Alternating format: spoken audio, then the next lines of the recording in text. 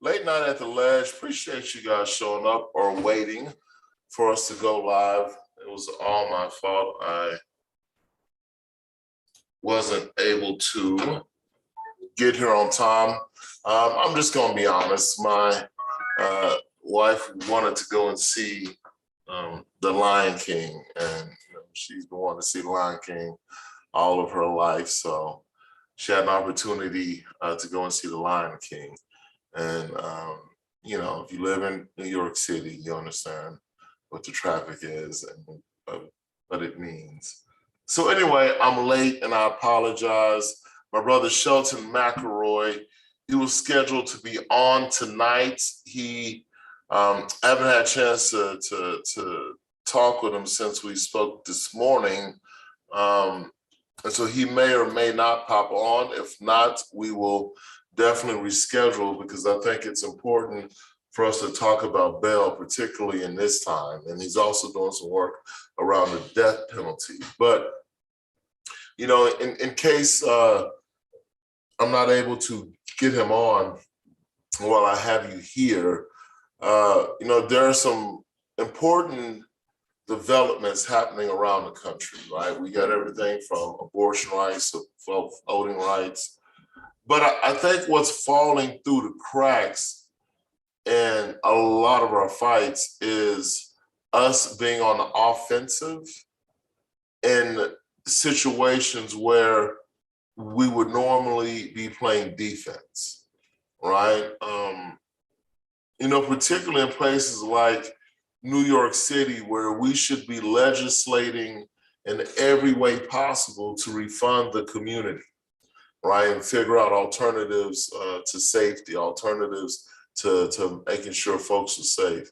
Across the country, but particularly in New Jersey, we should be, as we are, coming into this election cycle, we should be making sure we're holding folks accountable. And though they have passed some bills that are helpful, there is still more that we can do. And when we talk about reentry, we can't just talk about employment. We just can't talk about housing. We have to talk about them all as an aggregate, right? I like to refer to it as an ecosystem, right? And so, here in New Jersey, there was a fair housing law passed, but as a proxy, they use your credit score in place of your conviction to deny folks. And so in those instances, we need to push our local lawmakers and state lawmakers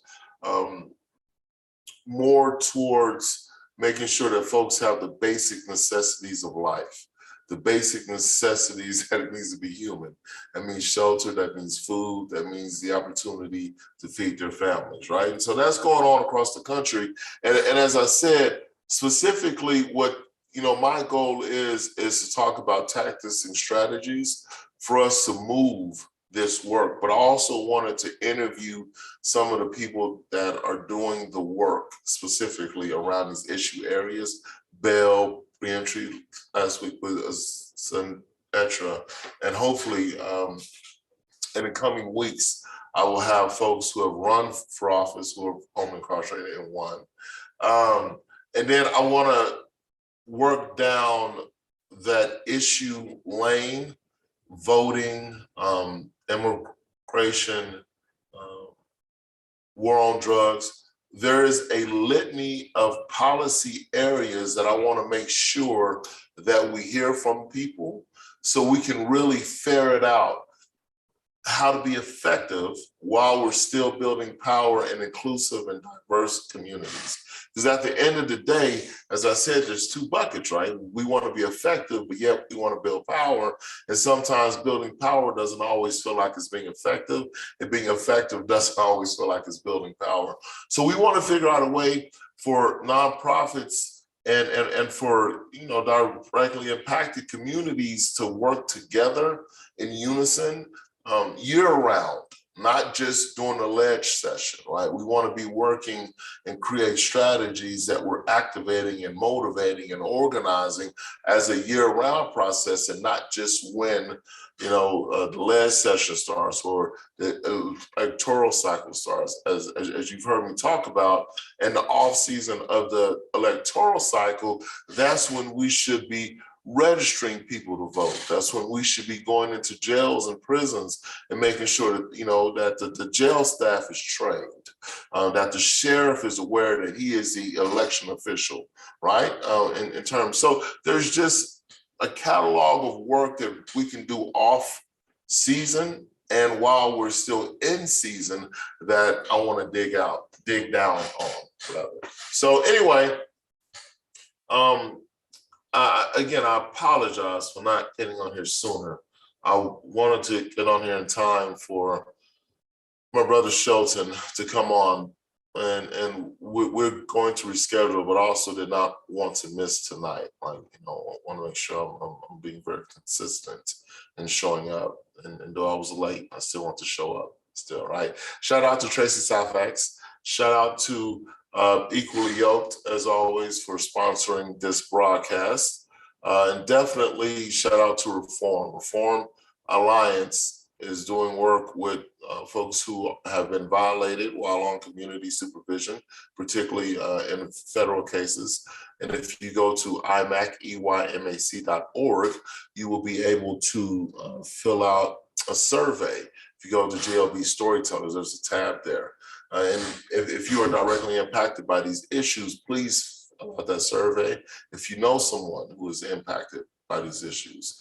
And the issue is being violated while on parole or probation for a federal conviction. I don't care what kind, right? But especially if you're in New York, Iowa, Philadelphia, and Mississippi, we really want to make sure that we get your stories heard, right? Now, the other thing is justiceimpacted.info. Justiceimpacted.info. I just released a Justice Impacted Organizers Handbook that I want to make sure that you folks have access to. And I'm giving away the ebook for free. If you want an actual hard copy of it, we have, this is it. And so just to give you some idea about it, it's small for a reason, and it's made to fit in your pocket, right? I wanted it to be a reference guide of sorts for directly impacted folks when they are at the ledge and when you are waiting to testify or you're in those hallways. I wanted you to have something that you could, you know, bone up on what you should be talking about, or you may have a question about something, and I wanted you to have a handbook.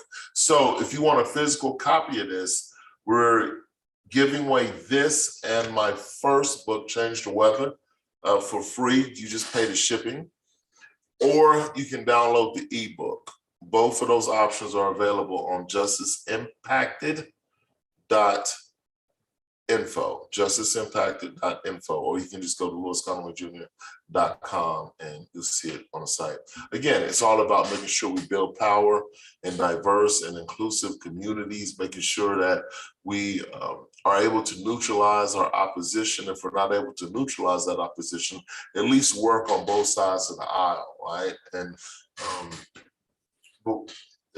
trust me, we're going to get to tactics and strategies, but in the meantime, I want to hear from policy experts. I want to interview policy experts so that you can hear from them and so that you can kind of get centered around, you know, because the folks I'm bringing on are formerly incarcerated, obviously, not obviously, but hopefully you know that I'm being very intentional about bringing people on who are formerly incarcerated that are doing this work, because there's somebody out there who, you know, was in the shoes I was in, right? Where, you know, I didn't have access to a training course. I didn't have anybody that I could turn on YouTube and watch and talk about how to pass a bill who had been in prison, right? So I wanted to make sure that I provide the kind of information I needed when I was a nascent organizer, when I was trying to suss out the ways for us to be effective as people who have been negatively impacted by the criminal justice system. All right, what else am I missing? I feel like I'm missing something. This weekend, next week, or this weekend, next week, what is this? Maybe next weekend. Next weekend, I will be hanging out with my coaches. And I usually don't do this, but I'm gonna go ahead and do it just because of the impact. If you haven't done so already, you guys know that I'm a huge fan of Eric Thomas. ETA Game Changers has been a game changer. So if you haven't done so already, make sure you can check out theflightassessment.com. It was a game changer for me. All right, and I suggest, as you organizers and you organizations, I suggest that you get folks within your organization to take the DISC assessment. I know you probably took it in college. I know you took it 10 years. It's different. Take it again. It's the flight assessment. It's worth it. All right. And the reason why I'm saying that is because it'll help you understand your personality, and your personality can often determine how you organize and how effective you organize. And if you know that you're not a certain personality type, you know how to adjust your strategies. And supervisors and EDs, as you are hiring folks, if you give them this DISC assessment, you'll know how to make sure that they're being effective at doing something that they enjoy doing, right? So I just encourage y'all to get the DISC assessment, flightassessment.com. Also, I want you to, if you can, justiceimpacted.info. Make sure you go to the website, get the books for free. They are there to educate you and empower you. That's what this is about. All right. Again, I apologize for being late. I apologize for not getting on there at 10 o'clock. I will do better, but I wanted to make sure I at least showed up and give my man Shelton a chance to log in. But Wednesday, we'll see you. We'll drop a new episode of Build. Did y'all have a chance to check out the podcast, Building Power? If you haven't, please go to the website, LewisConwayJr.com, hit the podcast tab, you go to Building Power. Y'all, please give me some feedback. Tell me what you think. Let me know if, how it sounds, if the music is too loud, if I'm talking too much. Y'all just give me some feedback. I'm open to feedback. I don't know what I am doing. So I don't want y'all to feel like I'm not open to feedback. I'm very open to feedback, and I'm very humble about it as well. All right, I'm talking too much. I love y'all, and I appreciate y'all for showing up every week, showing up and watching the replay. Make sure you check out the audio experience of Late Night at the Ledge, again, at lewisconwayjr.com. Have a good one. Talk to you later. Peace.